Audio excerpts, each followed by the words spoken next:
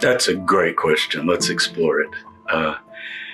The Jewish historian Josephus, first century, he was born around 37 CE of the Common Era. He writes in his works about the 3 or sometimes 4 schools of Judaism. That's probably the best way to translate it. Sometimes sects, S-E-C-T-S. So you probably know what they are. Many of your viewers will know. Pharisees and Sadducees, because that's in the New Testament. And then particularly since the Dead Sea Scrolls were found, Essenes, and then Zealots. And what he says is the Zealots are really not a separate school. They're very much like the Pharisees in their outlook and view of the Jewish faith, but they're more militant and actually want to overthrow Roman occupation in the first century by gathering arms and doing what we call guerrilla warfare. So the question is, where does Jesus fit in? Now, there are a number of things I want to point out as we start that question. If you read the New Testament, you would get the idea that his main opponents would be the Pharisees, because they're in the villages and towns. We think they might have had a lot of influence in the hinterlands at the synagogues and local gathering places. And he seems to always fight with them, and they don't like him and so forth. But we're pretty sure that the New Testament written later, our 4 Gospels and John, but even in Mark, our earliest Gospel, right away in chapter 2, the Pharisees criticized Jesus for Sabbath observance. So I just want to start out with saying that the idea of having what we call in Judaism a halakhic dispute, it's a dispute over the Torah, how to interpret the Torah, like how do you keep the Sabbath? That's not really a fighting kind of thing where you just want to despise the person and hate them and so forth and kill them. That comes later when Jesus goes to Jerusalem and faces the priestly and Herodian forces down in Jerusalem. From what we know of the Pharisees, some of them would have probably liked Jesus. A couple of the Pharisees that definitely quoted him and were really positive about him. And Hillel, the most famous Pharisee, just a little bit before the time of Jesus, he sounds like Jesus sometimes. Years ago, there was a major conference in Jerusalem that James Charlesworth sponsored. It was called Hillel and Jesus. So people came, and the whole idea was, what were Jesus's teachings about the Torah, the law, how to keep it, and what were Hillel's? And it turns out, with all the papers given, 30 or 40 scholars coming together, there's a pretty good consensus that Jesus is sort of compatible with the high-end Pharisees that are being more humane, more caring for animals, more caring for individual needs. Whereas the very strict Pharisees, it would be very similar if you think in America today.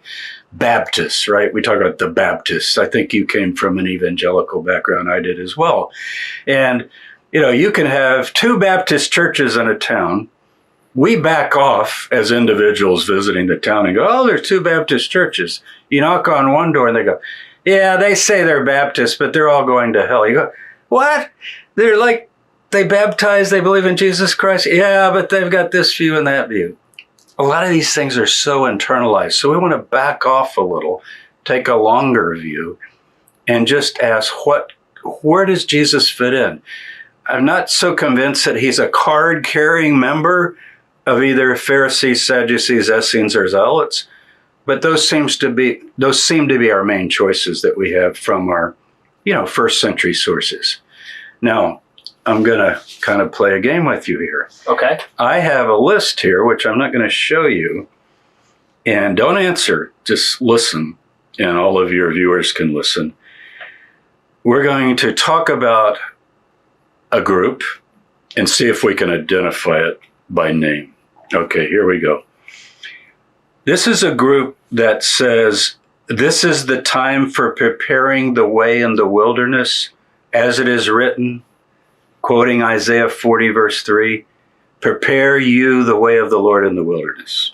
Okay, one characteristic. Second, this is a group that believes that they're separating from the ungodly and raising up a special holy people within the Jewish nation as a whole. So by definition, that's sectarian, right? Mm-hmm. We're not saying all the Jews are basically the same. No, this is a group that says, no, they're not the same. People need to repent of their sins, and they need to join the way, the wilderness way. Okay? Thirdly, this is a group that is looking for prophetic figures, messiahs, we often call them, anointed ones, anointed of the Spirit, anointed with oil, whatever. Typically, it's Elijah the prophet figure and the Davidic Messiah. Those would be the two main, a priest and a king.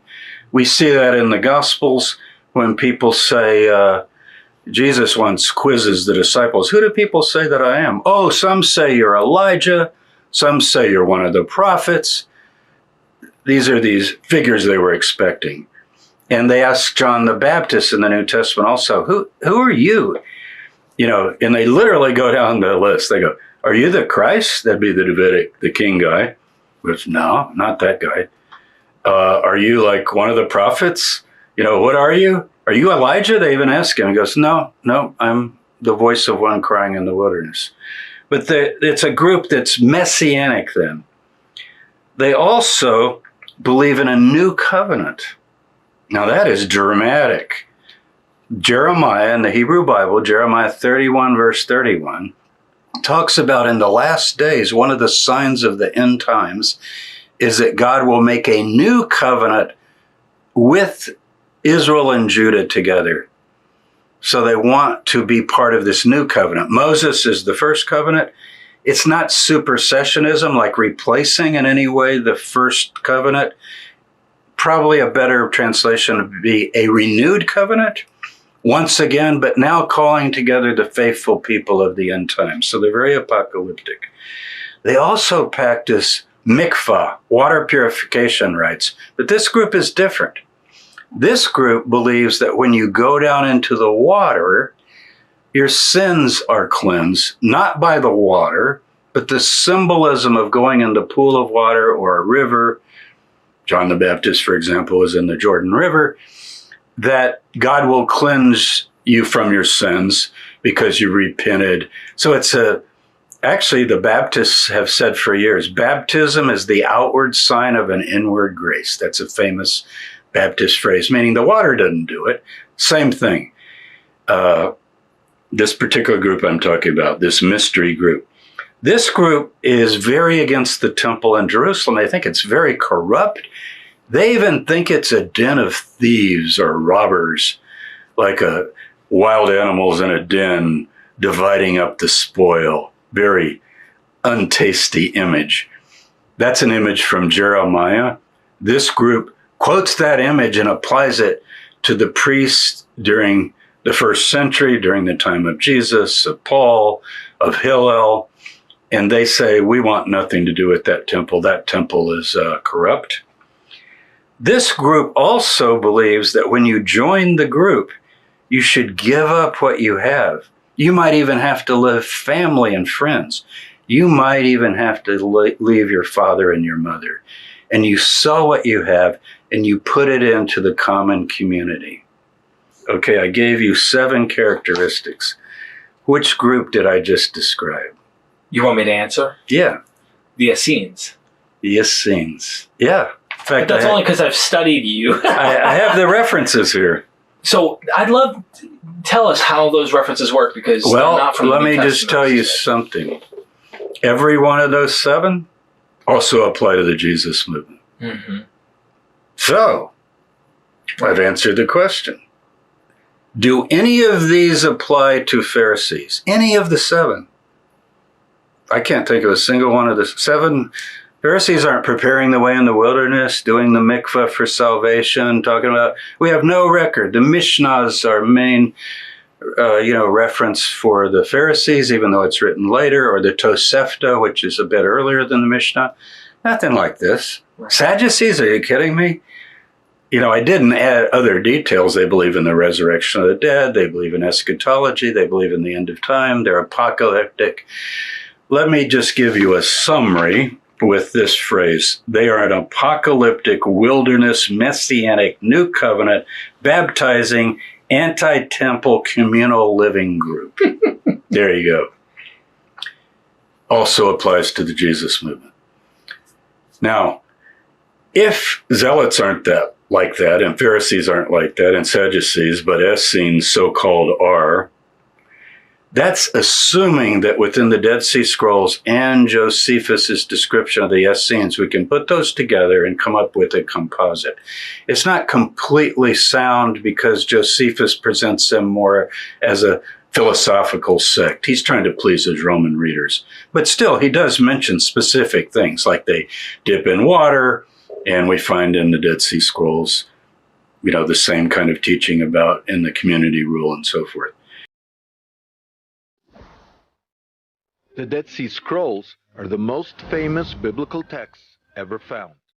They were discovered between 1946 and 1956 in 11 caves near the Dead Sea, next to the ancient settlement of Qumran.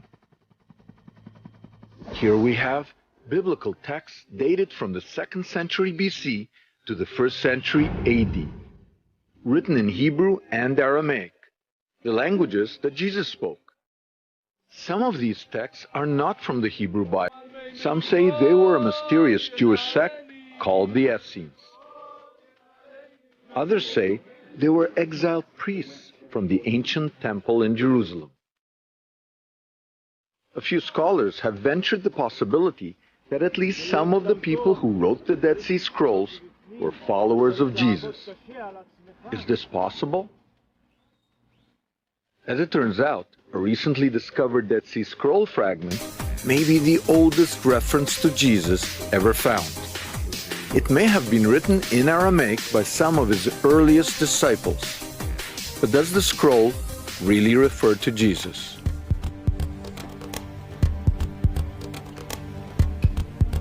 I'm allowed into the vault where the scrolls are kept. Scholars studying this fragment call it 4Q 541. Dr. Alexei Yuditsky, a Dead Sea Scroll scholar, comments on the scroll.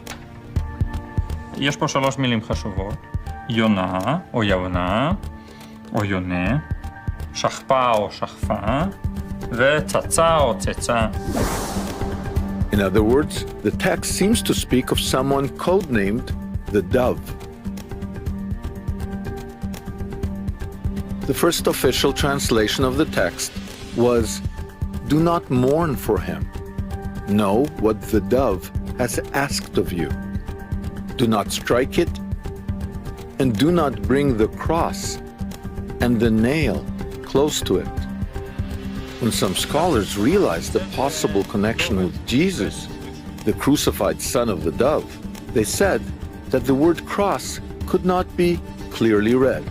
מכיוון שיש פה חור, אז אנחנו לא יכולים לדעת איזה עוד בדיוק.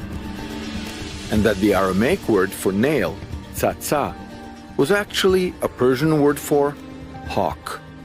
המילה צצה נמצאת בכתובת מיוחדת דו-לשונית של פרסית וארמית. לפי הפרסית אנחנו יכולים לדעת שזה איזשהו עוף דורס, כנראה בז או נץ. To find out whether tzatzah means hawk or nail, I went to the Galilee, where there are entire villages of Aramean people who still speak Aramaic. If I come to your village, Maronite village in the Galilee, and I ask you, what does this word mean, tzatzah? It means a nail. Nail? Nail, yeah. For example, I can show you here an image or picture with a nail, and it's written in Aramaic, say so. Okay? It actually looks down here like the letters from the Dead Sea Scrolls. Yeah. Go to my kid, tell him, give me a say so, he will go and give you a nail. Okay? That's, he's 3 years old. To resolve the controversy, we went to Professor Emil Puesh, the original translator of the official version of the Dead Sea Scrolls. I asked him, given the hole in the text, have you changed your mind about the word cross appearing in the text. Disons que malgré les critiques que j'ai pu avoir, je n'ai pas changé d'idée. J'ai essayé de contrôler mon imagination, mais les restes du taf, il y en a. Donc Thalia est une lecture, à mon avis, certaine. What about the word tsatsa? Is it a hawk or a nail? Ça, malgré les critiques que j'ai pu lire, je ne suis pas convaincu, je n'ai pas changé d'idée. Et ensuite, le mot clou, le mot ça peut vouloir dire oiseau, mais peut dire aussi clou. Et dans ce contexte-là, en syriaque, je pense que c'est la meilleure traduction du passage. As for the word dove in the text, Puesh sees this as a metaphor for someone who agitates people by making trouble. It is this agitator who is being crucified. La colombe, c'est le symbole de l'Esprit Saint, dans le Nouveau Testament et dans bien d'autres thèmes. Et le fils de la colombe, ça fait drôle, c'est le fils de l'Esprit Saint, le fils de Dieu. Mais là, le mot colombe, je ne peux pas dire colombe. J'avais lu ça au début parce que c'est le mot le plus simple. Mais comme il y a plusieurs sens possibles, dans la publication de ce volume, j'ai mis agitateur. So though he confirms that the Dead Sea Scroll fragment says dove, crucified, and nail, Father Puesh does not want to link the crucified agitator to Jesus. But someone who does not hesitate to make the controversial identification is Dr. Robert Deutsch. This is a very important, extremely important fragment because it mentions 4 terms which are connected to the crucifixion. You have mourning, you have the nail, you have a dove, and we know that Jesus was the son of the dove, and you have probably crucifixion. So we have only 3 complete or almost complete lines, and you have 4 terms which are talking about crucifixion. And the date of the fragment is 1st century AD, so to which crucifixion you want to connect it. I don't have in my mind nobody but Jesus. This is the first time that a passage in the Dead Sea Scrolls seems to be linked to Jesus. So perhaps 4Q541 is a fragment from a now lost gospel, a gospel written by a community but its teachings. If this is a lost Christian text, it is bound to lead to a reconsideration of the Dead Sea Scrolls, some of the most famous biblical texts ever found in archaeology.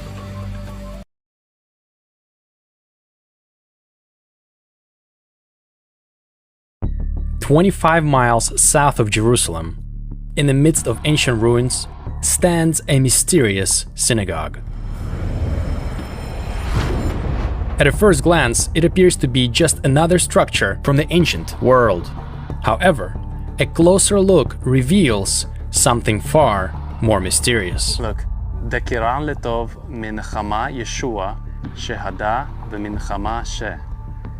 One of the inscriptions in the mosaic floor appears to have the name Yeshua written in Hebrew. Yeshua is the Hebrew form of the name Jesus. I mean, even today, the Messianic community in Israel calls Jesus Yeshua. So could this inscription really refer to Jesus of Nazareth and indicate that this was a Messianic congregation? Or does it simply speak of a person named Yeshua who lived in the 5th century? So, to find the answer for ourselves, we thought we'd better go down to the site and investigate it ourselves. And to make things even more interesting, in the synagogue's courtyard, there is a vertical shaft that leads into a mysterious underground tunnel. Wow, look at this. So who were the people that lived here? A few major archaeological discoveries can help answer this question. Mikveh. Wow. It's a small one, babe. So it's probably a personal one because you don't have the 2 sets of stairs. Okay. So it probably belongs just to the Yeah, otherwise if it was like a public event, you would one, have one stair and go in up. and clean people go out the other way. So you don't touch. Mikvahs are found only in Jewish places. So the Jews would go into the pool as ritually unclean and then come out of the pool as ritually clean. It's not an act of cleaning your skin from dirt, it is an act of ritual purification. There's a great paper by Dr. Jonathan Adler who shows and explains how these chambers, how these pools cannot be used for anything else but purification purposes. They're kind of useless for anything else. That's pretty cool. Careful your head. The presence of mikvahs, these purification baths, is a strong indication that the people who lived in this city were Jews. But there's more evidence that point to this fact, the biggest one of them being the synagogue and the Hebrew inscription that was found there. After having examined the dwelling places of the people that once lived here, we are making our way to the synagogue, where the mysterious inscription can be found. Whoa. Oh, look at those arches.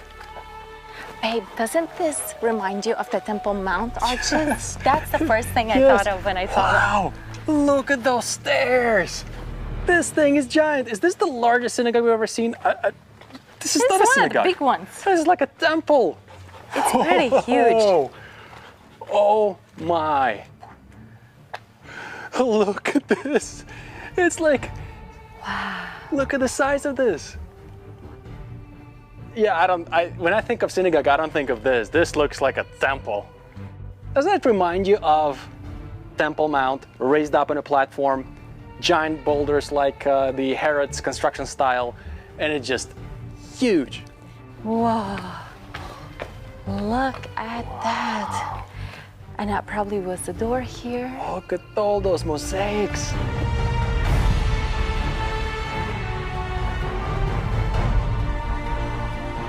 Look how small those ones are.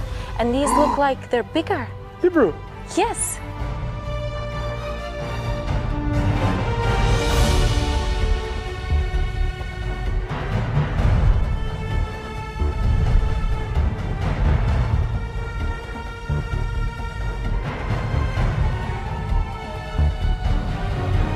Babe, There it is. look at that inscription. That's the one. Yes, let's go see That's it. the one. Whoa. Wow. I can't believe we can read it. After 1600 years, we can actually understand and read this same script. דקירן לטוב מנחמה ישוע שהדה ומנחמה ש. But that's like more of a ancient and or maybe even Aramaic. And so the Hebrew would read זכורים לטוב הפרקליט ישוע העד והפרקליט. This is a very controversial inscription, not just because of the name, but also because of the two words that surround it. The inscription is in Aramaic, and it only has a few words.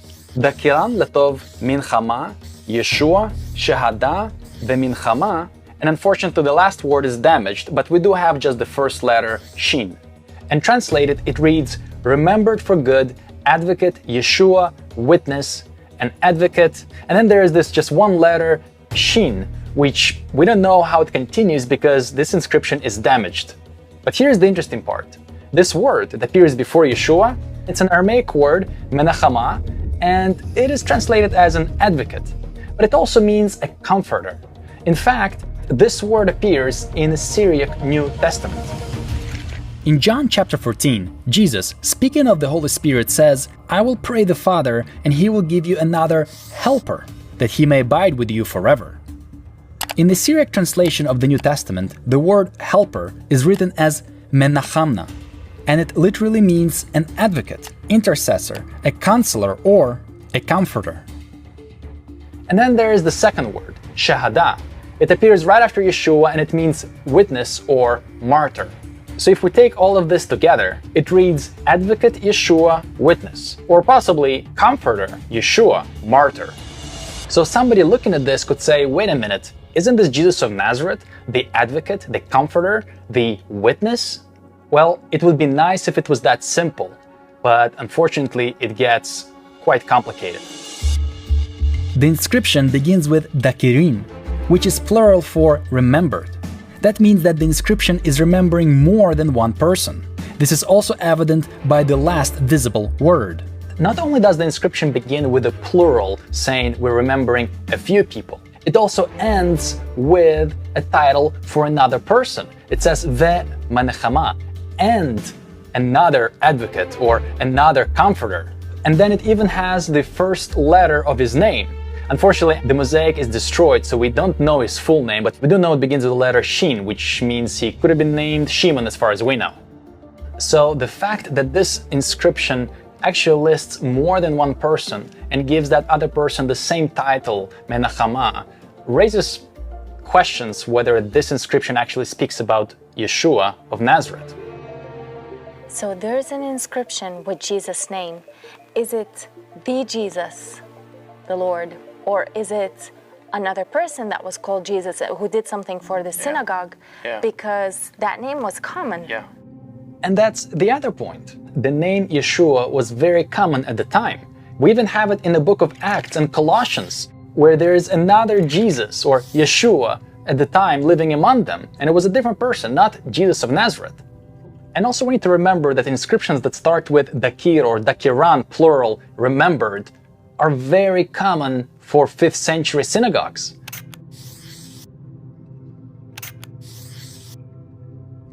So one could build an argument saying this is a classic dedication for these names, these people who helped build the synagogue, and such dedications appear in most of the synagogues in the area. So could it be that this inscription simply speaks about a person who lived in the 5th century, whose name was Jesus, and he helped construct this synagogue? To answer this question, we have decided to check out a few peculiar artifacts that the archaeologists believe to be out of place. Wait, babe. Are these rolling stones? Whoa. I didn't even notice them when I walked in. But they're giant. What? Like kind of like a tomb rolling stone? Why would you need that at the entrance of a synagogue?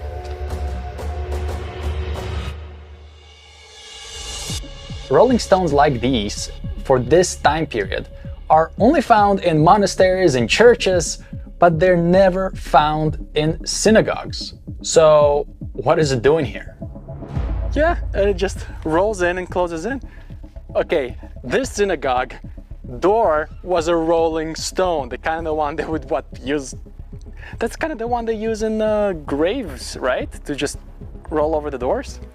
Except a humongous one, this one. It's giant. And there's another one, right? Over there. Yeah, on the other side. Why would you need them? Another mystery of the synagogue is the evidence of iconoclasm. Iconoclasm is an act of deliberate destruction of icons, drawings, or monuments for political or religious purposes. And archaeologists have reason to believe that this very synagogue was victim of such act. Archaeologists have found evidence that the mosaics we see inside the synagogue today are not the same as the originals. At some point in time, the mosaic depictions seem like they were erased, and some of them were even replaced with other images. So we do know that this village goes through a significant change sometime in the 6th to 8th century.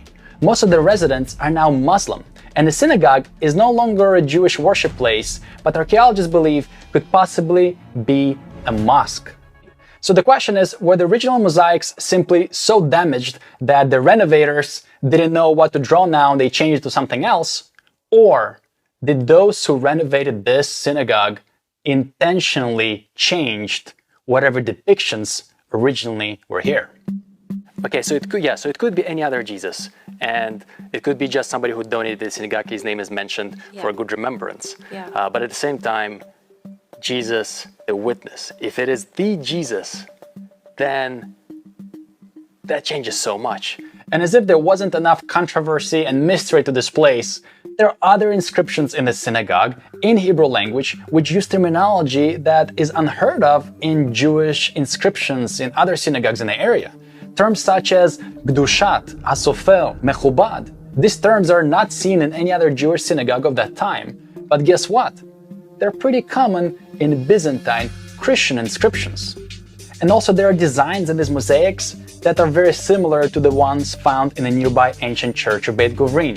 But of course, this could also mean that these people were just very good friends with the neighboring towns, and so they exchanged artists or terminology. It is possible. This is very, very interesting, isn't this? Yeah. This is one of the most mysterious things ever been found. Wouldn't it be the coolest thing if it was like really Jesus Christ? Wow. And some people believe that. Like we've read some places where they believe that, but we don't have that nail in the coffin part where it's really tells us that okay, this is really it. Yeah. Look at that ark! Look at that ark! We've been to many other caves in Israel, but none of them were as many, so well built, sectioned, and preserved. Okay. Let's go. Let's go. Whoa, this one is huge. These caves are nothing short of spectacular. Rod and I have never seen anything like it before. They're so well built inside. You've got multiple rooms, chambers, and purposes for each cave, from workshops to dwelling houses. It's really spectacular. This is so cool because usually I see caves that are just chiseled out, but it still looks raw and cave-like. But this doesn't look like cave-like. Even though it's a cave, look at all the walls. I mean, it's so unusual to see walls and structures inside a cave. Wow.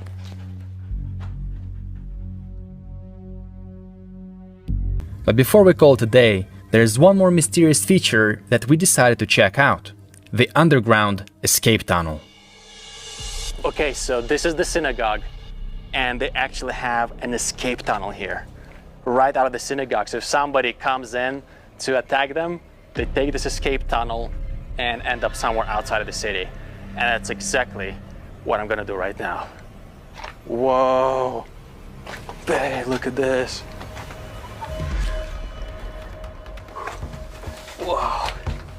So I'll see you on the other side? See you on the other side, honey. Okay, be careful, please. Yes. Be careful. I hope there are no like snakes or foxes. Ah, man.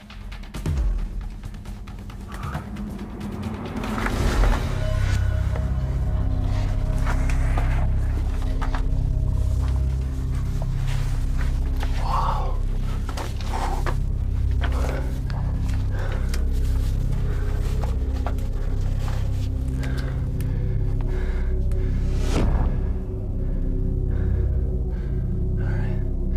Let's keep going.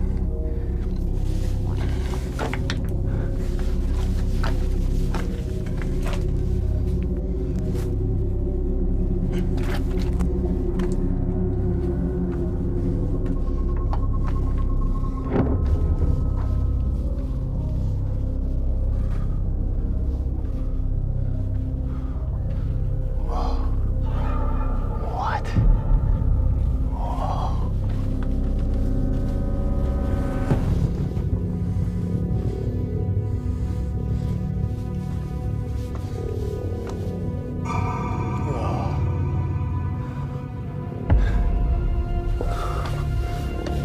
Gosh. Wow. What is all this? Oh man. This is a huge place. What is this? Wow. Oh man.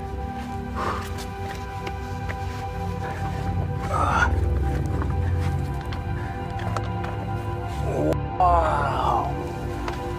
Look at that.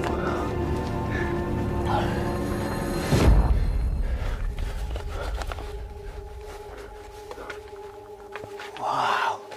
Look at this. Oh, I can finally relax. Hey, look at this.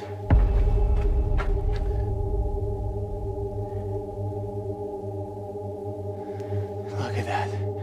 Daylight. There's another one. Oh man, this is taking a long time. Rhoda might be worried if I'm still okay. Oh wait, I see daylight. I think this is it.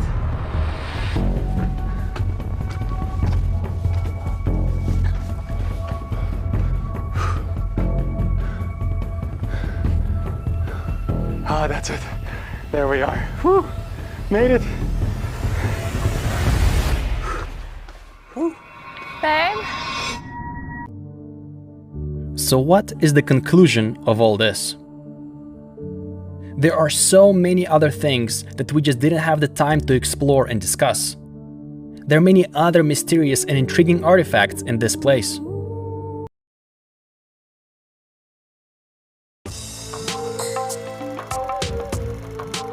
Here's a story, one of the most famous ever told.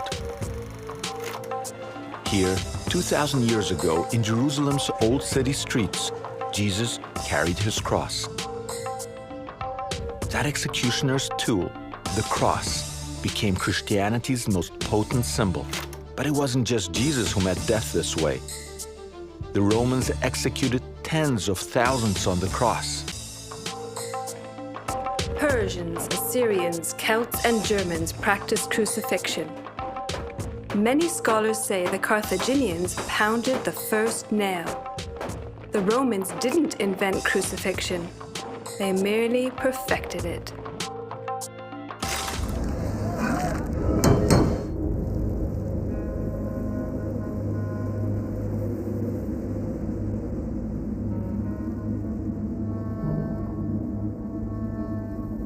The most famous death in history is the death of Jesus of Nazareth.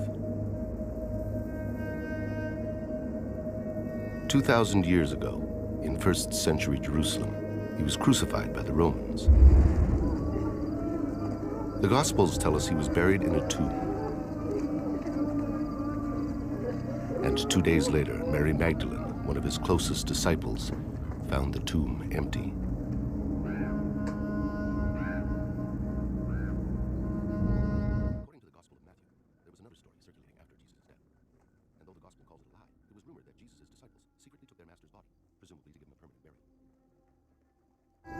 According to 1st century burial practices in Jerusalem, Jesus' body would have been taken to a rock-hewn family tomb. Given that he was crucified for insurrection, the reburial would have been done in secret by his closest disciples. Jesus' body would have been shrouded and left to decompose. 1 year later, his disciples would have returned, this time joined by his family for the final burial ceremony. Mary, Jesus' mother, would have attended the ceremony. Mary Magdalene would also have been there. His brothers, Simon, Joseph, Judah, and James would have prepared Jesus' bones for the final burial, placing them in a limestone coffin called an ossuary.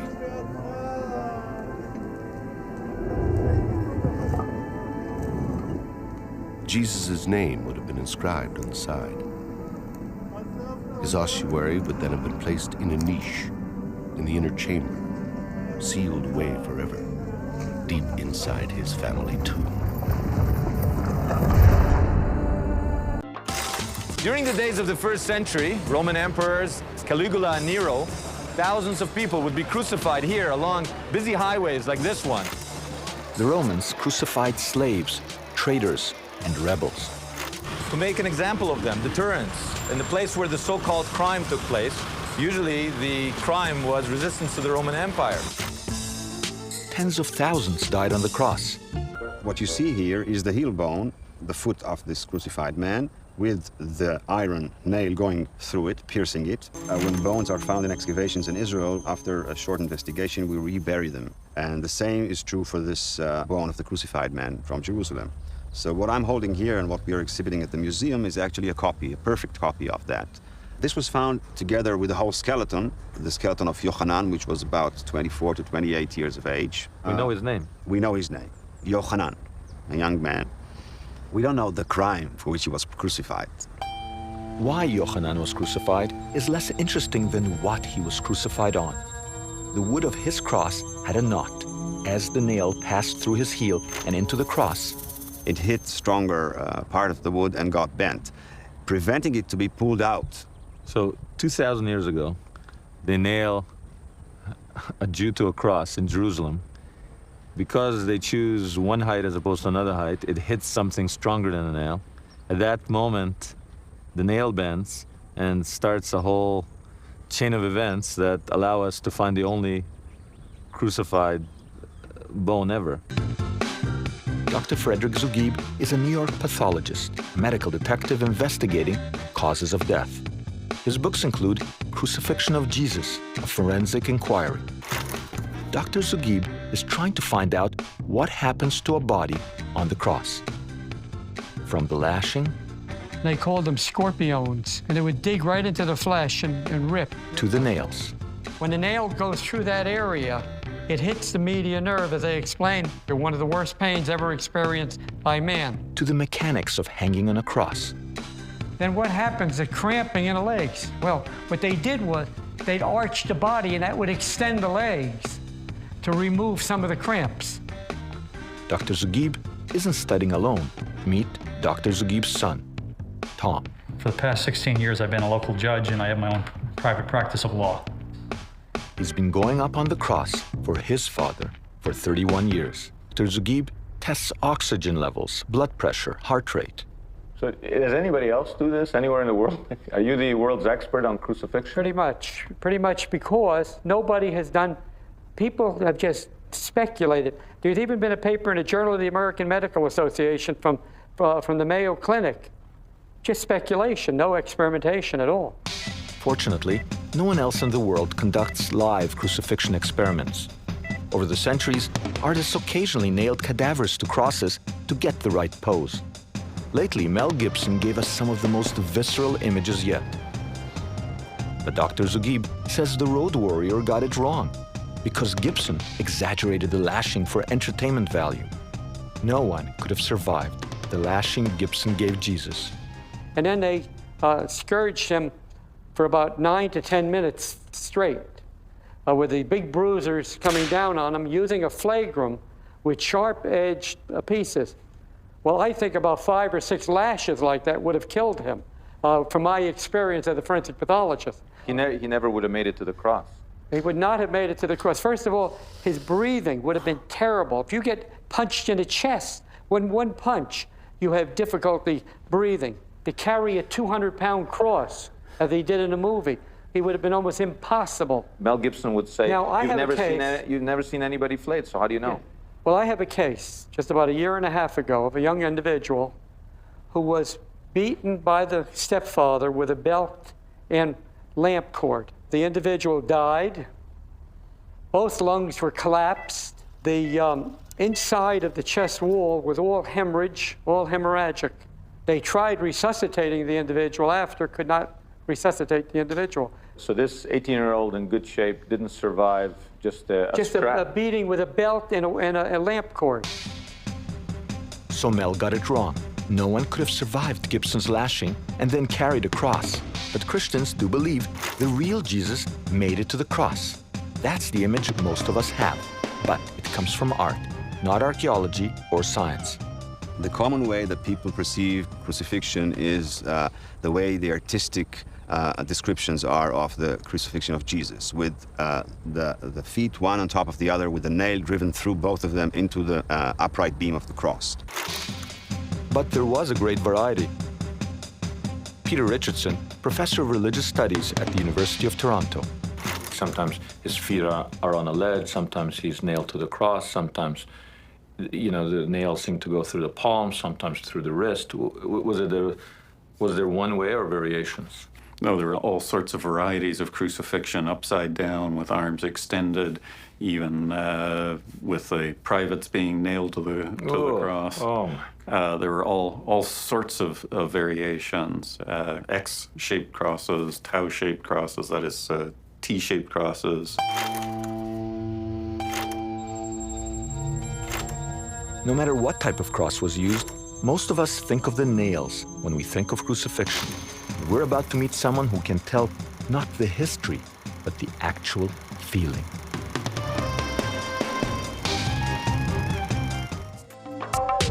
Sebastian Horsley, London painter and writer. the first Westerner to be crucified in Filipino crucifixion rituals. I first heard about the crucifixion in the Philippines some years ago, and I went over to watch them crucify their own people. Once I realized it was possible to be crucified in the modern world, I knew this was something that was my calling. So I went there and I offered to have myself crucified.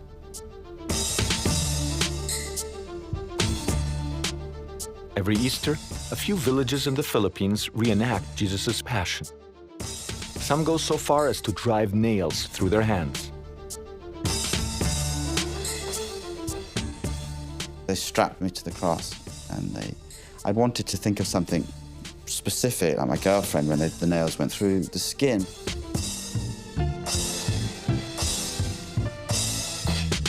Excruciating, from the Latin, excruciatus, meaning out of the cross. And as the nails went through, I started to black out, and they started to raise the cross, and I was in and out of consciousness, and my eyes filled up with water. Well, the pain was much worse than I thought. It was, how can I describe it? It was just like a really severe, but also quite dull ache as it broke through the skin. But I think one of the reasons that it was worse than I thought, it was just the idea of what I was doing to myself. It's not really like anything in the modern world, is it? You can't really prepare for something like that. It's hard to understand why, today, anyone would want to be crucified. But why did the Romans choose crucifixion? Hanging was easier, feeding to wild animals more dramatic. The sword was faster. But the cross was special to the Romans. Why did crucifixion so absolutely satisfy Roman needs for nearly 800 years? Part of the answer is the power of humiliation. Humiliation and shame. It's a death in shame. The Romans typically not only scourged the person who was to be executed ahead of time, but then often left the body on the cross so that it would simply disintegrate on the cross. There would be very little left. Jackals would pick at it from the bottom and carrion birds from the top. Humiliation with purpose, deterrence. Crucifixion was a public warning. The Romans wanted everyone to see what happened if you messed with them. So we're back to our first question. If so many thousands died on the cross, and the whole point was that as many people as possible witness the punishment, why is there so little evidence of crucifixion? Well, it turns out that there's more evidence than I first suspected. If archaeology is all about tragedy and chance, then chance was on my side. I was in Tel Aviv interviewing Dr. Arensberg, an expert in ancient forensics. The interview wasn't even about crucifixion. It was about leprosy. And then, from a pile of boxes on the floor, the good doctor pulled out a surprise. Do you recognize the crucifixion? Is this the original? This is the original? Yes, sir. This is the original. I've seen the fake one at the Israel Museum. Yeah. This is it? This is the original. Oh, my goodness. Yeah. And you can... This is the only example in the world of a that has crucified been preserved till man. Now.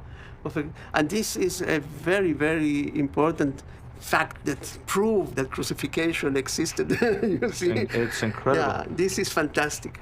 And how they turn. Yeah. Well, that's why they probably couldn't get it out after the debate. It hit something hard and... Yeah. Can I? But take care. No. Not for... This is a truly important archaeological... This is the only example of a crucified man.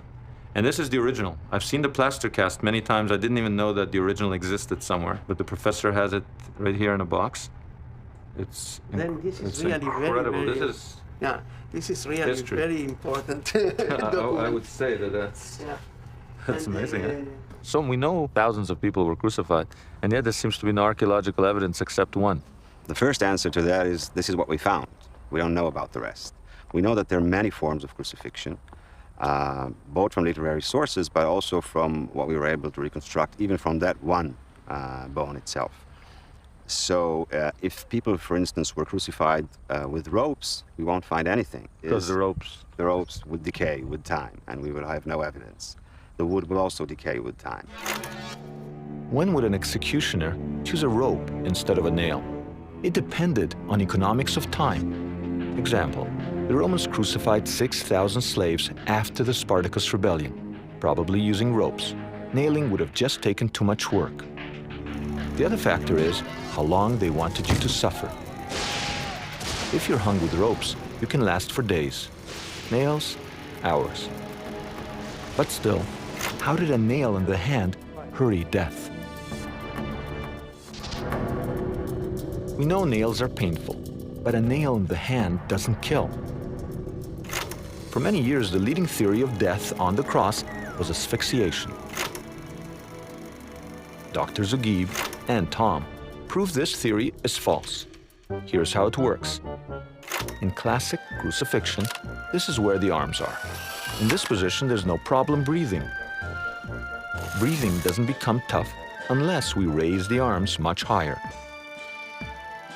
Okay, put your arms straight out. It's easy to breathe. Now, raise your arms. It's tough to breathe, right? You leave a person here the way we do our experiments for any length of time. We had people that had worked up to 30 minutes. That was the longest we had. If you left them up there an hour and all, they'd start getting into shock. They'd start going into shock. And shock is central to our first question. What causes death on the cross? Concluded that the cause of death in crucifixion is hypovolemic shock and traumatic shock.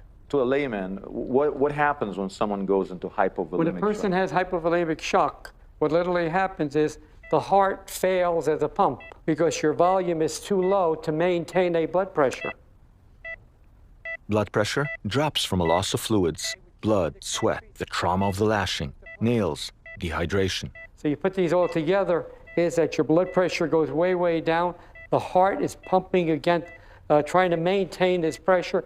Finally, it fails. So you end up with a traumatic shock causing a cardiogenic shock and death. There are times in life when you realize, for better or worse, you only get one shot at something. This is one of those times. I don't think a host, you know how you have television, you have hosts, you know, they fly planes, they do all that. I don't think any host has ever gone up on the cross. Do you know about Zugebi? Yes. How long did he crucify you for? I'm on camera. I'm taking full responsibility. I went up there. His son, who's been training for years, is doing this, lasts about 4 minutes. Because it's very interesting what happens. You've done it? Oh, yeah.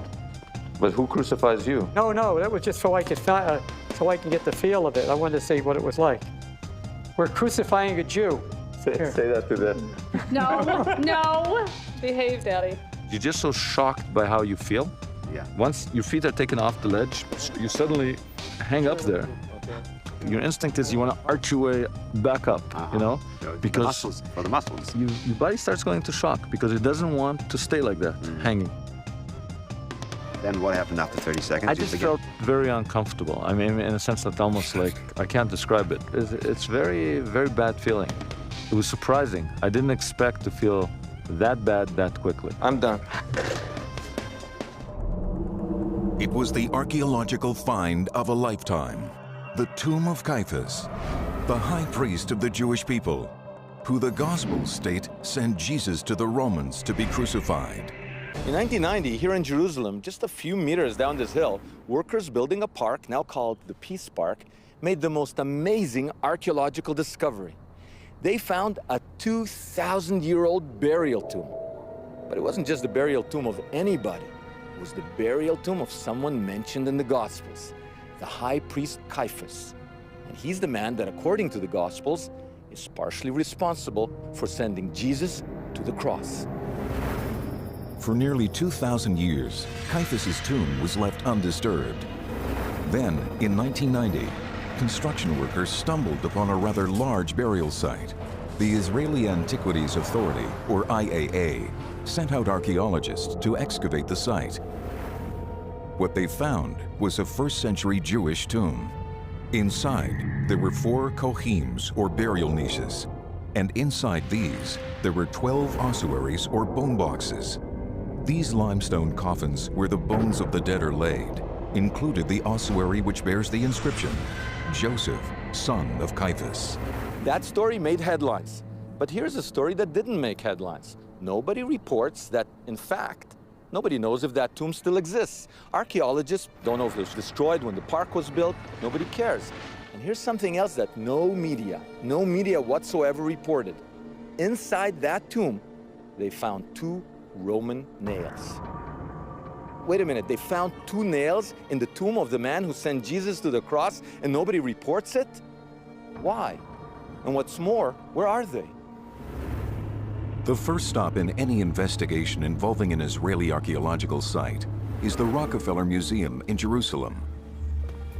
It is headquarters for the Israeli Antiquities Authority. These archives house the original reports of every archaeological excavation supervised by the IAA. Simca locates the 1990 Caiaphas tomb archaeological file. In it, he discovers the original drawing of the tomb. He also finds the final unedited report. And this includes detailed drawings, measurements, and photographs. And although the 2 Roman nails are mentioned, there are no photographs, measurements, drawings, or any information as to their current whereabouts. The main find is the now famous ossuary inscribed with the name Joseph, son of Caiaphas. The Christian Gospels simply call him Caiaphas. The 1st century historian Josephus mentions a high priest called Joseph Caiaphas. What's written on the ossuary, however, is Joseph, son of Caiaphas.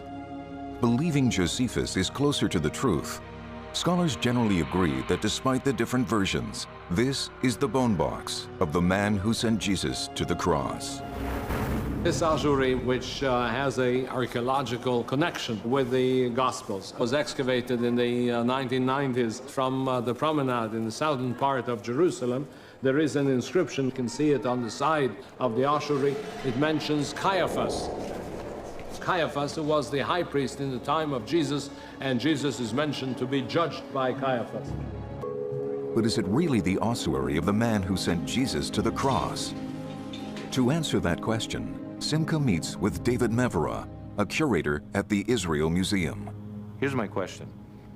How are you so convinced that this is the Caiaphas? It is a rare name. It's a name that we know from both Jewish sources and from the New Testament. And it is good in dating and timing for that period. And the most elaborate ossuary, very luckily for us, had twice an inscription on it, naming Joseph, son of Caiaphas, the one that we know from the New Testament. So it's definitely the tomb, as all tombs were, of a clan. It's a priestly clan. So the Caiaphas clan were buried in that tomb. Scholars generally agree with Dr. Mevera. Caiaphas is a rare name, and the ossuary is very ornate, befitting a high priest. But what happened to the nails found inside the tomb? A starting point would be to find the location of the tomb itself.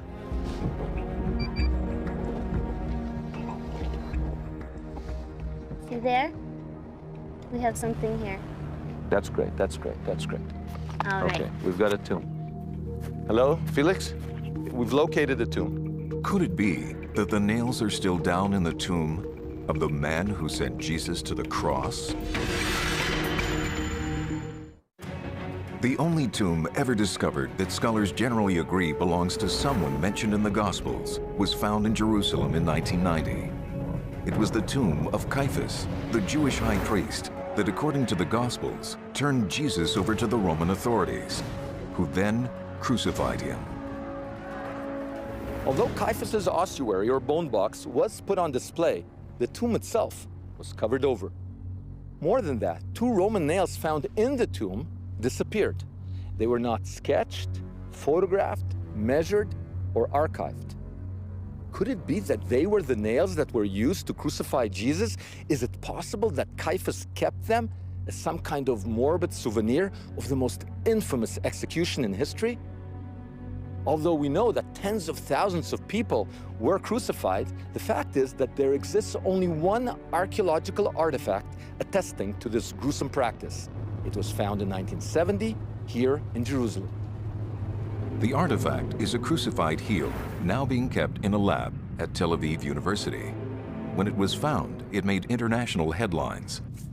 Scholars went out of their way to say that the crucified heel did not belong to Jesus, but rather to a man called Jonathan, who lived around Jesus' lifetime.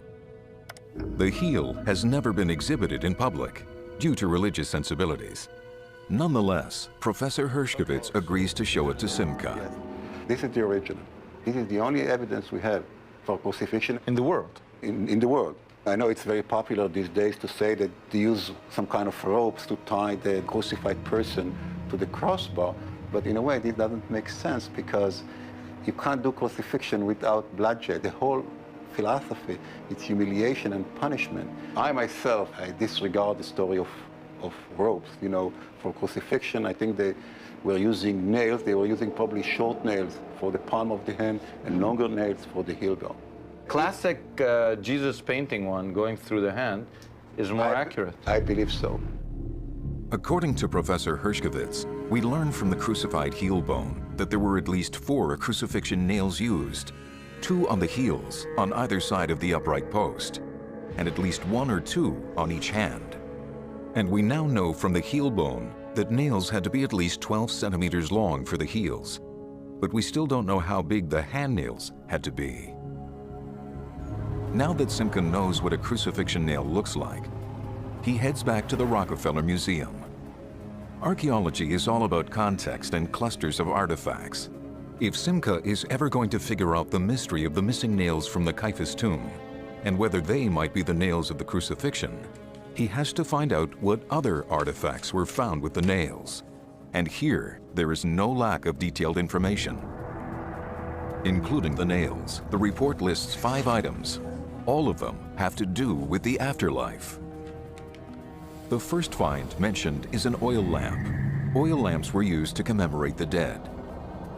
The second artifact is a glass perfume bottle. These expensive bottles were associated with women. Unlike today, each woman had her own perfume mixture, so it is likely that the scent of a woman was associated with her soul. After all, perfume is associated with scent, and scent, in Jewish tradition, is associated with the afterlife. The next item is the most surprising. One would not expect to find it in the tomb of a Jewish high priest. It is a Roman coin found in the skull of a woman buried in the tomb. A coin in the skull is common to pagan burials, not Jewish ones. Coins were placed under the tongue of the deceased so that the soul of the dead could pay the boatman when crossing the mythical river Styx in Hades. After the flesh rotted, the coin fell into the skull. The presence of the coin in the skull shows that this family of Jewish high priests were influenced by Roman burial practices. So the coin was also associated with the afterlife. And then there were the nails. What possible connection could they have with the afterlife? As it turns out, in first century Judaism, only one type of nail was associated with the afterlife: nails used in crucifixion. They were considered to be a powerful talisman, protecting their owner in this life and the next. Taken together, the ossuary, the lamp, the glass bottle, and the coin all tell the same story: an obsession with the afterlife. It seems the only reason that nails would be part of this cluster is that they were used to crucify someone. And since Caiaphas is associated with only one crucifixion, could they be the nails that were driven into Jesus? You're excavating Caiaphas' tomb. You find iron nails. You think, nails. You know, you could say, look, crucifying Jesus was a small event in Caiaphas' life. He's the priest. He has many things to do. Jesus was not important. He's important to us, but to him, he was just one more guy he got rid of. I don't think that's the case. He might not have known the day it happened. This is going to become the biggest thing in my life. This is going to haunt me to my grave. But I think by the time he died, that act was major. So if there were crucifixion nails in the Caiaphas tomb, I don't think most of us would say, oh, well, this is just a coincidence. It's a little indication of something much bigger. To see if the nails were left in the Caiaphas tomb, Simca is attempting to lower cameras into the pipe. But the pipe over the Caiaphas tomb is blocked. Now that the GPR has shown Simca where the Caiaphas tomb is, Simca has to get around the blockage of the pipe. So he calls a pipe expert, namely a plumber. Because there is an elbow at the top of the pipe, Ezra the plumber can't get his equipment down. So he elects to cut a hole in the side of the pipe, just above ground level, which can later be welded shut. All right, so go for it. All right, we're gonna go for it. His high-resolution camera, once lowered into the tomb, may detect the nails if they're still there. Okay, there we go. Okay. Going through one pipe. There's the other part of the pipe. With these clear, high-resolution images from the camera, are Simca and his team on the verge of finding the nail? I'm zooming in. Unfortunately, spikes used to secure the joints of the pipe prevent the camera from traveling further. Simca now has to call for a smaller, more flexible camera, but it has to come from another town, so everything has been put on hold. Okay, coffee break. Okay. Ignored by the majority of scholars is the fact that there wasn't one, but two ossuaries with the Caiaphas inscription found in the tomb. A simple ossuary bearing the name Caiaphas, and an ostentatious ossuary bearing the name Joseph, son of Caiaphas. The first-century historian Josephus mentions a high priest, Joseph Caiaphas. This is taken by scholars to be one and the same as the Joseph, son of Caiaphas, buried in the fancy ossuary. So, they have identified this ossuary with the Jewish high priest from the time of Jesus. But the Gospels do not call the high priest who sent Jesus to the cross Joseph Caiaphas or Joseph, son of Caiaphas. They simply called that high priest Caiaphas. Can it be that although the Gospel writers talk about one high priest called Caiaphas, there were actually two from the same family? One was indeed ostentatious, but the other one was modest. Can it be we've been focusing on the wrong Caiaphas all along? To find out more about the real Caiaphas of the Jesus story, Simca now travels what would have been a 20-day journey at the time of Jesus to modern-day Turkey and on to a small town called Antioch. Early Jesus followers fled here to escape Roman persecution, and it is here that the Christian movement itself was born. Simca meets New Testament scholar Barry Wilson. He's hoping to get a better sense of the historical Caiaphas to determine which ossuary belongs to the high priest who confronted Jesus. Fantastic mountain, riddled with tunnels. Those holes? These were the escape routes of early Christians when they were fleeing from the Romans. It's a fantastic network within this mountain. This is where they practiced Christianity before it was an official religion, before it was recognized. That's right. They had to remain underground. They used caves as churches here. This was the earliest Vatican. The Christians who worshipped here had access to texts that were later suppressed by the Western Church. One of these deals with Caiaphas. There's a very interesting document that dates from the 6th century, possibly earlier. It's preserved in an Arabic source. And this is an amazing document because it starts off by saying that this is the book of the high priest, the one called Caiaphas. So it's a book that's allegedly written by the high priest Caiaphas. He's the bad guy. He was the bad guy. He was implicated with Pontius Pilate at the trial of Jesus. But he says in this document about Jesus, this is the one whom we adored. This is the one who for our sakes became incarnate. This is the one who for our sakes redeemed us and who has blessed us with everlasting compassion. This is the high priest, the Jewish high priest, one of the two most powerful leaders in Judea of the time, presented as speaking with a Christian voice. This text, representing a little-known Christian tradition, portrays Caiaphas as a devout follower of Jesus. Well, you know, Caiaphas' tomb has been found. Yes. Did you know that there were nails? No, I didn't know that. They've disappeared. They've disappeared. That's a remarkable absence. Why would it be so remarkable? If an Israeli archaeologist said, it's just nails, what would you say to them?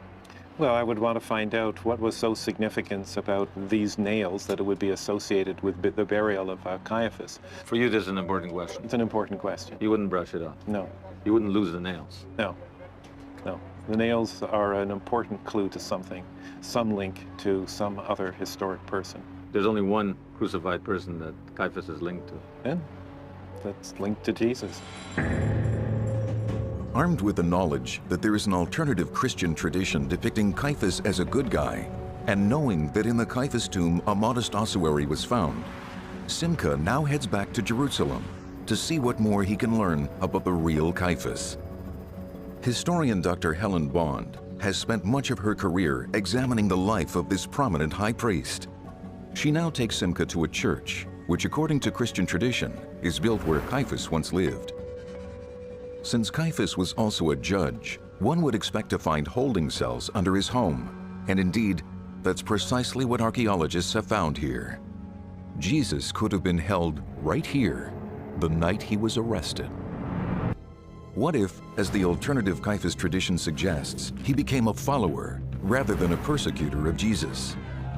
Perhaps by re-examining the limestone coffins, Simcha will be able to determine which Caiaphas is the one who confronted Jesus. We have now located Caiaphas' tomb by identifying a pipe that leads into it. Maybe by re-examining the ossuaries that came from that tomb, we will be able to determine whether Caiaphas took 2 of the crucifixion nails with him to the grave. To analyze and compare the 2 ossuaries, Simcha has come to the Israel Museum, where both are currently stored. He's first shown the famous ossuary scholars believe once held the bones of the historic Caiaphas. Remarkably, after 2,000 years, it's in unbelievably good shape. Look at this. I've seen a lot of ossuaries, and this is really most beautiful I've ever seen. Yeah, it is one of the most beautiful I've ever seen. Yeah, look how elaborate. Many of the fancier ossuaries are decorated with what scholars call rosettes. Although their exact meaning is not known, many scholars dismiss the design as merely decorative, an ostentatious display of wealth and status. Simcha now examines the famous inscription. See, this is what we couldn't see when it was on the shelf. It's so clear. It's Joseph, son of, Aramaic, Bar Caiaphas. There it is. The evidence seems to support the argument that this ossuary held the bones of the historic Caiaphas. But Simcha is now shown the second, more modest Caiaphas ossuary. The amazing thing about this one is that this one actually is more consistent with what it says in the Gospels. Because there it doesn't say Joseph, son of Caiaphas, it just says Caiaphas. Incredibly, it is this inscription, which just states Caiaphas, that matches the Gospels. Scholars have ignored it because they prefer first-century historian Josephus as a source, and they are dazzled by the fancy ossuary. But it is the name inscribed on this simple ossuary that is more consistent with the Gospels. It's beautiful and it's modest, and this one is consistent not with the bad guy Caiaphas, but with the good guy Caiaphas. This second Caiaphas ossuary also has rosettes, though clearly less elaborate. Still, they are consistent with the status of a high priest. Intriguingly, there's also an enigmatic symbol between the 2 rosettes, which has never been decoded. It shows 5 temple-like steps supporting a pillar, with 7 cornices, and between the cornices, 6 arrows pointing heavenward. It definitely has here symbolism. It has several steps leading up, and with arrows pointing heavenward. As early as the 1st century, the pillar becomes a symbol for Jesus of Nazareth and the emerging church. Later, it even makes an appearance in the heart of the Vatican, in Michelangelo's painting in the Sistine Chapel. But there is yet one more curious element to the exterior design. 2 seemingly insignificant circular patterns, one on each side of the face of the ossuary. Interestingly, they are not positioned at the 4 corners of the ossuary's facade, as you would expect from something simply ornamental. Instead, there are only 2 of them, and they appear on either side of the pillar. According to the authoritative Rachmani catalog of ossuaries, the circles represent 2 nail heads. Simcha is taken aback by his discovery and realizes that he doesn't know where in the tomb the missing Roman nails were found. Were they found somewhere close to the ostentatious ossuary, or were they found closer to the more modest ossuary? Looking at the initial field report written at the tomb's discovery, the evidence is inconclusive. One nail was found outside the fancy Caiaphas ossuary. Incredibly, the other was found inside an ossuary. But strangely, that ossuary is not identified. Why? Could it be that it was the plain Caiaphas ossuary? What do you make of a nail in an ossuary? At all sites, anywhere in Jerusalem, I've dug right here in Jerusalem, we find 10 nails a day. But we're not in a Jewish tomb. We're in a residential area like this. I'm sure many nails were found right behind me when this was excavated. But if there's a nail in the ossuary, then it opens another possibility, that there's something like the coins in the mouth of the skull, some sort of superstition going on here. The belief attested in a number of sources that a crucifixion nail has a great magical power to ward off evil, to ward off bad luck, maybe to help you in the afterlife. Can it be that it is the simple ossuary that belonged to the high priest, and that the secret of the tomb is that Caiaphas took Jesus' nails with him to the grave? To answer that, we need the nails, but the nails are missing, and there is no photograph of them in the original report. In the hope that the photographs do exist, Simca now tracks down the original photographer of the site. The photographer is Gero Nalbandian. He was hired by the archaeologists to photograph all the artifacts found in the tomb. So your mission was to shoot all the artifacts? Yes. From the tomb? Yes. Okay, let's see what you have. That's the ossuary? Yes. This is the oil lamp. This is the coin. And the nails, did you shoot the nails? No. There were no nails? They did not show me the nails. But you asked for all the artifacts? Yes. What the artifacts it was there from the tomb, they give it to me, I photograph it. No nails? No nails, I did not see nails. So the nails mysteriously disappeared before Garo had a chance to photograph them for the final report. Something doesn't make sense. Nails just don't disappear. Israeli archaeologists aren't bad. They're good archaeologists. These are not simple nails that were found in a wooden coffin or a building site or in a boat. These were special Roman nails in Caiaphas' tomb, one of them inside one of the ossuaries. I just can't believe that they simply disappeared. As night falls, Simca gets back to the business of introducing a small camera in the now covered-up tomb of Caiaphas. After hours of waiting, the second camera finally arrives. It is much smaller and more flexible than the one that got stuck earlier. Working into the night, the crew is finally able to maneuver the push camera past the screws that stopped them before. Oh. I see what's going on. Here's the ground, the way they found it. They went inside and they pulled out the ossuaries, and there's the entrance. Simca can now clearly see the outside of the tomb of the high priest Caiaphas. But there's a problem. That is cement. Because they had to put cement here to fortify whatever they were doing. The walls are reinforced with concrete. The camera won't reach all the way inside the Caiaphas tomb. The only way to do that would be to get an excavation license and drill new holes. Even if that were possible, the application process would take years. Unfortunately, Simca and his crew are unable to gain access to the tomb. If the nails are still inside, we'll never know. But can artifacts from tomb sites simply vanish? Simca has now asked to speak with Zvi Greenhut, the archaeologist who ran the Caiaphas tomb dig. Unfortunately, he has refused an interview. The IAA has offered up fellow archaeologist Gideon Avni to speak in his stead. In the tomb, there's 2 Roman nails. Okay. Doesn't someone go, wow, I've poured through the material, but there is no measurement or pictures of the nails. You have to realize, in this country every year you have 300 excavations. The number of artifacts found in these excavations goes to tens of millions. And minor elements, like nails, either they were lost in the stage of processing or storage, or they were mixed with some other context. I'm representing this government institution. There was a question asked about this nail. We checked all the records relevant to this tomb, and we discovered that we don't have the nails. Nails can be either lost or found their way into some other registry or whatever. When you said could be lost or find itself in some other registry, you mean like not really lost, but internally misfiled in a way? It's a possibility. Meaning it could be sitting in some lab or a shelf? Maybe. Gideon Avenue has made me think. Maybe the nails have been under our noses the whole time. If my hunch is right, and the Israeli archaeologists who were involved in the Caiaphas tomb suspected that the Roman nails found there had something to do with crucifixion, maybe they send them to Professor Herskovic's lab at Tel Aviv University. Now, he's a forensic anthropologist. He deals with bone, not nails. But crucifixion is where bone meets nail. So maybe someone sent the nails there. Maybe that's the right address for our investigation.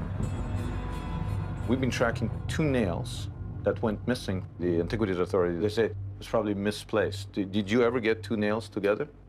Yes, we have 2 nails together. Yes, sure. From Jerusalem? From Jerusalem. Can we go? Can we go look? Sure, absolutely. So these are the nails? Yes, these are the 2 nails from Jerusalem that arrived to the lab more than 15 years ago from the Second Temple period.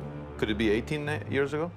Yeah, could be. It's the only example of 2 nails arriving together. Yes. The fact that they're bent this way, would this be consistent with crucifixion? It could be.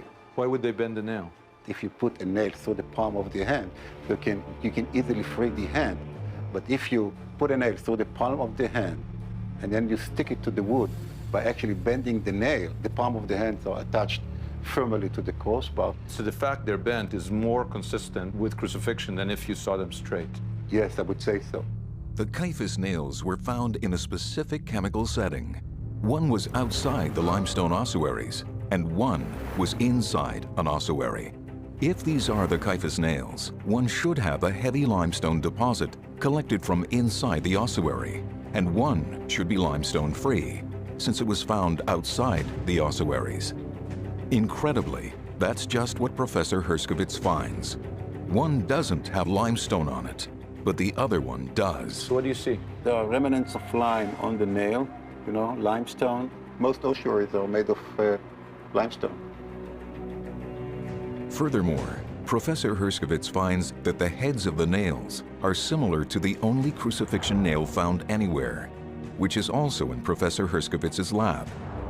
So it seems that these are the missing nails. The nails which may have come from Jesus' cross. Why is nobody as excited as I am? You know, crucifixion is a very sensitive issue from the religious point of view. I believe that most people prefer to leave it aside. So it seems that religious sensitivities, not science, dictated policy towards these nails. If Caiaphas kept the nails of Jesus for whatever reasons, he felt bad, he felt it would have healing powers, he felt that this shows he has power over him, whatever, this could be the nails of the crucifixion.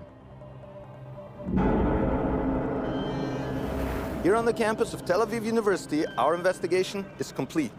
The fact is that the world may be looking at the wrong Caiaphas ossuary. The man buried in the modest one may be the high priest who faced Jesus at his trial. Furthermore, I think we've made the strongest archaeological argument ever that 2 of the nails used in the crucifixion have been found.